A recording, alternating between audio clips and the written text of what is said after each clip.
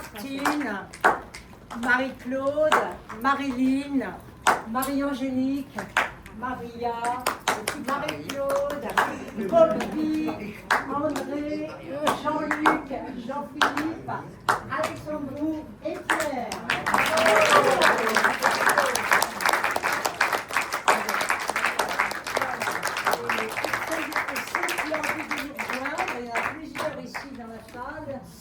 Eh bien, prochain travail, ce sera Normand de Bellini pour préparer la soirée sur Calas que nous aurons au mois de septembre-octobre, il faut un peu de temps pour la préparer, n'est-ce pas?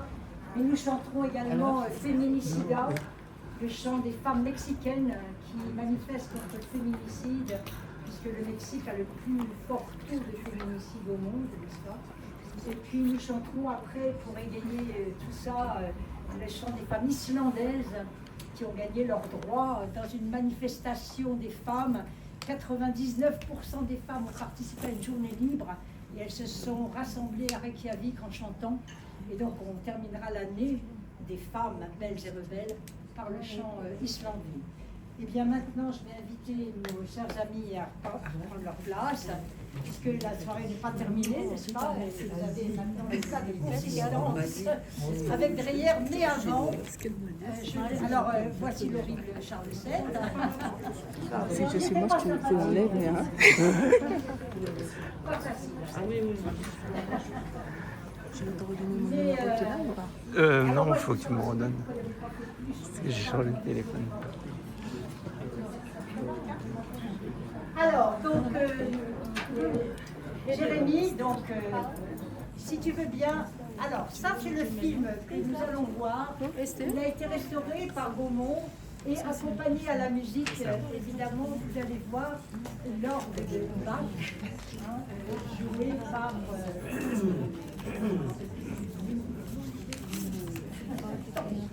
Voilà, mais avant, je voudrais... Ah oui, on peut pousser. Alors, le micro, je ne sais pas où il est. Donc, il est là. Donc, si tu veux bien, Jérémy, on peut tourner l'image. Ah bah ça, évidemment, pour ceux qui ne sont pas encore membres d'Open World, bienvenue au club, n'est-ce pas? C'est un cercle cinéphile qui réunit chaque mois ses amis pour une séance conférence géopolitique ou sujet de société accompagnée d'un film avec l'ambition de faire redécouvrir les grands maîtres de la cinématographie mondiale ou au contraire des jeunes talents émergents. Et donc vous avez une carte, c'est pas cher, 100 € pour l'année, n'est-ce pas? De date à date, qui vous donne droit à 12 séances quand même, dans l'année. Et si vous adhérez maintenant, bah, ça ira jusqu'au mois de mai de l'année prochaine. C'est 150 pour les couples, donc c'est encore moins cher. Et puis pour les jeunes, alors là, c'est un paquet de cigarettes. Parce que je vois pas mal de jeunes qui sont arrivés dans le fond. Voilà, on tourne, donc bienvenue, bienvenue. Un petit mot quand même pour Christophe Glaise. Alors, je n'ai pas de nouvelles. Vous savez qu'on a un petit mot chaque fois pour Christophe. Nous avons fait une soirée algérienne au mois de décembre. Il était déjà emprisonné. Il a écopé de 7 ans de prison ferme pour... il est accusé de fraterniser avec l'ennemi, avec les opposants du régime algérien. Nous avons fait une belle soirée, nous avions les parents, Sylvie et Francis Godard, qui étaient présents. Ils sont à Alger. On espère, demain c'est la fête des mères, n'est-ce pas?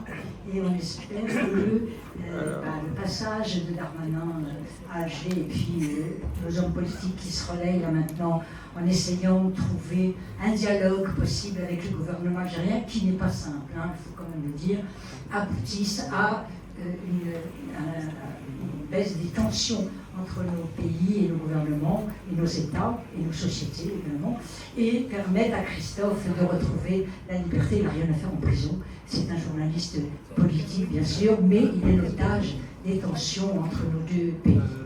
Et puis, vous avez derrière ce slide, alors, voilà. Alors là, vous avez quelque chose de très sympa. Il y a Fahimé Robiol dans la salle, je la salue. Fahimé, peut-être, voilà, j'ai pris de venir avec moi 2 minutes, mais on n'a vraiment que 2 minutes. Donc, nous avons fait la soirée Iran il n'y a pas longtemps. Fahimé nous avait fait le plaisir, bien sûr, d'être là et de nous parler de son pays qu'elle a quitté il y a 47 ans.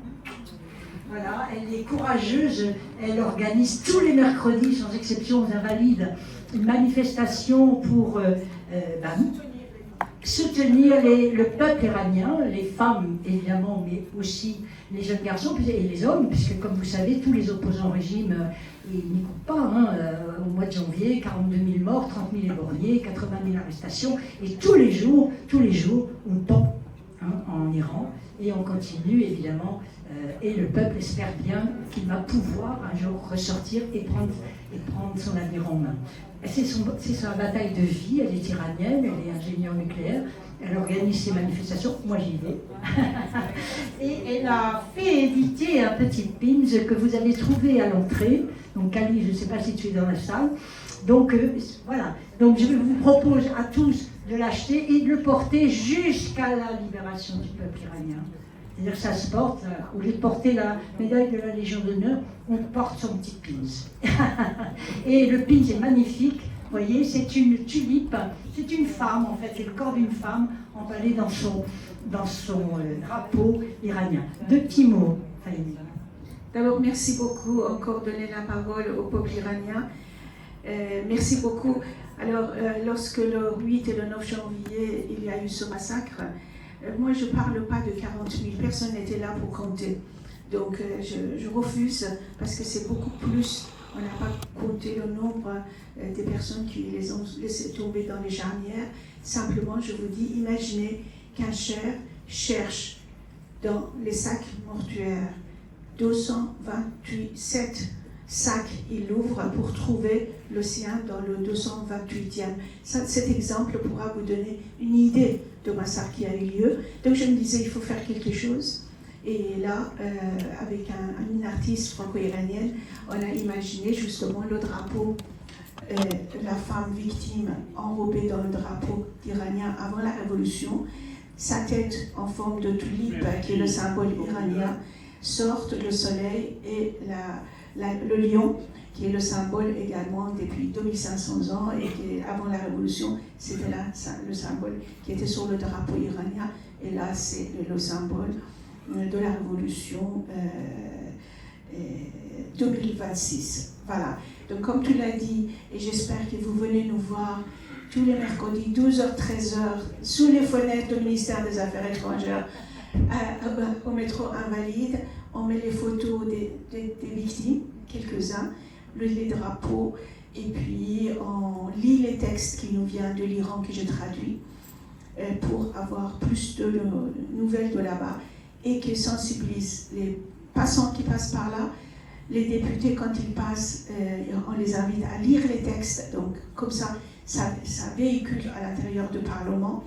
Et j'ai envoyé une lettre ouverte que j'ai mise sous 577 enveloppes et j'ai envoyé à tous les députés français pour leur demander leur soutien. Merci beaucoup. Oui, alors, je voulais aussi vous dire quelque chose qui m'a beaucoup ému. C'était un des mercredis. On ne savait pas si c'était le feu, la guerre continue, les frappes continuent ou quoi. Et on a reçu une lettre d'un ingénieur d'une centrale électrique qui a dit, vous savez, les ponts, on les reconstruira. Les centrales électriques, on les construira. Nos enfants assassinés, on ne les reconstruira pas. Et là, tout est dit, si vous me permettez de faire part de mon émotion. Donc, pour qu'on puisse soutenir sans condition le peuple iranien. Merci Fahimé. Et bonne projection. Jérémy, c'est à toi.